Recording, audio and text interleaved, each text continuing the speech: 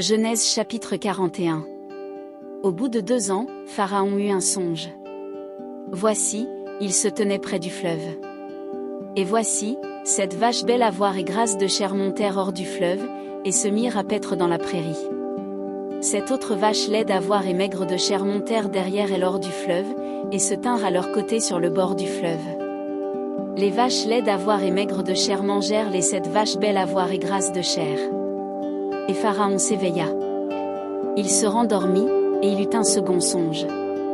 Voici, 7 épis gras et beaux montèrent sur une même tige. Et 7 épis maigres et brûlés par le vent d'Orient poussèrent après eux. Les épis maigres engloutirent les 7 épis gras et pleins. Et Pharaon s'éveilla. Voilà le songe. Le matin, Pharaon eut l'esprit agité, et il fit appeler tous les magiciens et tous les sages de l'Égypte. Il leur raconta ses songes. Mais personne ne put les expliquer à Pharaon.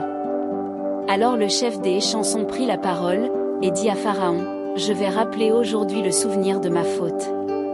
Pharaon s'était irrité contre ses serviteurs, et il m'avait fait mettre en prison dans la maison du chef des gardes, moi et le chef des panetiers.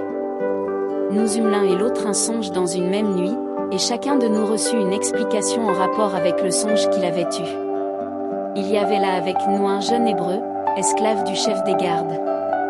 Nous lui racontâmes nos songes, et il nous les expliqua. Les choses sont arrivées selon l'explication qu'il nous avait donnée. Pharaon me rétablit dans ma charge, et il fit pendre le chef des panetiers. Pharaon fit appeler Joseph. On le fit sortir en hâte de prison. Il se rasa, changea de vêtements, et se rendit vers Pharaon. Pharaon dit à Joseph, « J'ai eu un songe. Personne ne peut l'expliquer, et j'ai appris que tu expliques un songe, après l'avoir entendu. » Joseph répondit à Pharaon, en disant, « Ce n'est pas moi. C'est Dieu qui donnera une réponse favorable à Pharaon. » Pharaon dit alors à Joseph, « Dans mon songe, voici, je me tenais sur le bord du fleuve. Et voici, 7 vaches grasses de chair et belles d'apparence montèrent hors du fleuve, et se mirent à paître dans la prairie. 7 autres vaches montèrent derrière elles, maigres, fort laides d'apparence, et décharnées, je n'en ai point vu d'aussi laides dans tout le pays d'Égypte. Les vaches décharnées et laides mangèrent les 7 premières vaches qui étaient grasses. Elles les engloutirent dans leur ventre, sans qu'on s'aperçût qu'elles y fussent entrées, et leur apparence était laide comme auparavant. Et je m'éveillai. Je vis encore en songe 7 épis pleins et beaux, qui montèrent sur une même tige. Et 7 épis vides, maigres, brûlés par le vent d'Orient, poussèrent après eux. Les épis maigres engloutirent les 7 beaux épis. Je l'ai dit aux magiciens, mais personne ne m'a donné l'explication. Joseph dit à Pharaon, « Ce qu'a songé Pharaon est une seule chose, Dieu a fait connaître à Pharaon ce qu'il va faire. Les 7 vaches belles sont cette année, et les 7 épis beaux sont cette année, c'est un seul songe. Les 7 vaches décharnées et laides, qui montaient derrière les premières, sont cette année, et les 7 épis vides, brûlés par le vent d'Orient, seront cette année de famine. Ainsi, comme je viens de le dire à Pharaon, Dieu a fait connaître à Pharaon ce qu'il va faire. Voici, il y aura cette année de grande abondance dans tout le pays d'Égypte. Cette année de famine viendront après elle, et l'on oubliera toute cette abondance au pays d'Égypte, et la famine consumera le pays. Cette famine qui suivra sera si forte qu'on ne s'apercevra plus de l'abondance dans le pays. » Si Pharaon a vu le songe se répéter une seconde fois, c'est que la chose est arrêtée de la part de Dieu, et que Dieu se hâtera de l'exécuter. Maintenant, que Pharaon choisisse un homme intelligent et sage, et qu'il le mette à la tête du pays d'Égypte. Que Pharaon établisse des commissaires sur le pays, pour lever un 5e des récoltes de l'Égypte pendant les 7 années d'abondance.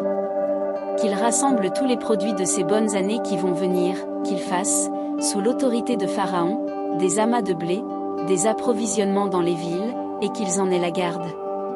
Ces provisions seront en réserve pour le pays, pour les 7 années de famine qui arriveront dans le pays d'Égypte, afin que le pays ne soit pas consumé par la famine. » Ces paroles plurent à Pharaon et à tous ses serviteurs. Et Pharaon dit à ses serviteurs, « Trouverions-nous un homme comme celui-ci, ayant en lui l'Esprit de Dieu ?»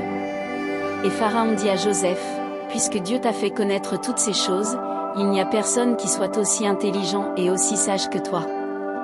Je t'établis sur ma maison, et tout mon peuple obéira à tes ordres. Le trône seul m'élèvera au-dessus de toi. Pharaon dit à Joseph, vois, je te donne le commandement de tout le pays d'Égypte. Pharaon ôta son anneau de la main, et le mit à la main de Joseph, il le revêtit d'habits de fin lin, et lui mit un collier d'or au cou. Il le fit monter sur le char qui suivait le sien, et l'on criait devant lui, à genoux. C'est ainsi que Pharaon lui donna le commandement de tout le pays d'Égypte. Il dit encore à Joseph, je suis Pharaon. Et sans toi personne ne lèvera la main ni le pied dans tout le pays d'Égypte. Pharaon appela Joseph du nom de Tsaphnat-Paénéach, et il lui donna pour femme Asnath, fille de Potiphéra, prêtre d'On. Et Joseph partit pour visiter le pays d'Égypte. Joseph était âgé de 30 ans lorsqu'il se présenta devant Pharaon, roi d'Égypte, et il quitta Pharaon, et parcourut tout le pays d'Égypte. Pendant les 7 années de fertilité, la terre rapporta abondamment. Joseph rassembla tous les produits de ces 7 années dans le pays d'Égypte, il fit des approvisionnements dans les villes, mettant dans l'intérieur de chaque ville les productions des champs d'alentour. Joseph amassa du blé, comme le sable de la mer, en quantité si considérable que l'on cessa de compter, parce qu'il n'y avait plus de nombre. Avant les années de famine, il naquit à Joseph 2 fils, que lui enfanta Asnath, fille de Potiphéra, prêtre d'On. Joseph donna au premier-né le nom de Manassé, car, dit-il, Dieu m'a fait oublier toutes mes peines et toute la maison de mon père. Et il donna au second le nom d'Éphraïm, car, dit-il, Dieu m'a rendu fécond dans le pays de mon affliction. Les 7 années d'abondance qu'il y eut au pays d'Égypte s'écoulèrent. Et les 7 années de famine commencèrent à venir, ainsi que Joseph l'avait annoncé. Il y eut famine dans tous les pays, mais dans tout le pays d'Égypte il y avait du pain. Quand tout le pays d'Égypte fut aussi affamé, le peuple cria à Pharaon pour avoir du pain. Pharaon dit à tous les Égyptiens, allez vers Joseph, et faites ce qu'il vous dira. La famine régnait dans tout le pays. Joseph ouvrit tous les lieux d'approvisionnement, et vendit du blé aux Égyptiens. La famine augmentait dans le pays d'Égypte. Et de tous les pays on arrivait en Égypte, pour acheter du blé auprès de Joseph, car la famine était forte dans tous les pays.